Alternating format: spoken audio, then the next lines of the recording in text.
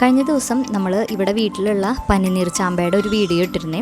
അതിനകത്ത് മരത്തുമ്മ പൂവൊക്കെ ആയിട്ടുണ്ടായിരുന്നുള്ളൂ. പിന്നെ അവിടെ കുറച്ച് ചാമ്പയ്ക്ക ഉണ്ടായിട്ടുണ്ടായിരുന്നു.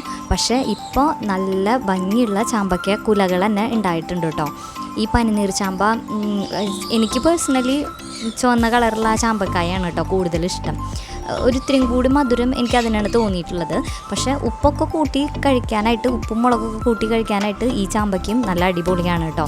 നമ്മുടെ വീട്ടിലത്തെ ഈ മരം അത്യാവശ്യം ഒരു ഉയരം പോയിട്ടുണ്ട്. അത്യാവശ്യം വലിയൊരു മരം തന്നെയാണ്. നമുക്ക് വീടിൻ്റെ കോണിയുടെ അവിടെ തന്നെയാണ് ഈ മരം നിൽക്കുന്നത്. അതുകൊണ്ട് കോണിമ കയറി നിന്ന് തോട്ടിയിട്ട് പൊട്ടിക്കാവുന്നതേ ഉള്ളൂ കേട്ടോ. ഇതിപ്പോൾ നല്ല വലിയ കുലകൾ ഉണ്ടായിട്ടുണ്ട്. പിന്നെ ചാമ്പയ്ക്ക കുഞ്ഞുങ്ങൾക്കൊക്കെ കൊടുക്കുമ്പോൾ എപ്പോഴും അത് തുറന്ന് 2 കഷ്ണാക്കി ഒന്ന് പുഴുണ്ടോ എന്ന് നോക്കിയിട്ട് വേണം കൊടുക്കാനായിട്ട്.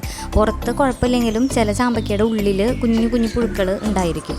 അപ്പോൾ അത് നന്നായിട്ട് ശ്രദ്ധിക്കണം. അപ്പോൾ എല്ലാവർക്കും നല്ലൊരു ദിവസം ആശംസിക്കുന്നു. മറ്റൊരു വീഡിയോയിൽ കാണാം. Okay, by.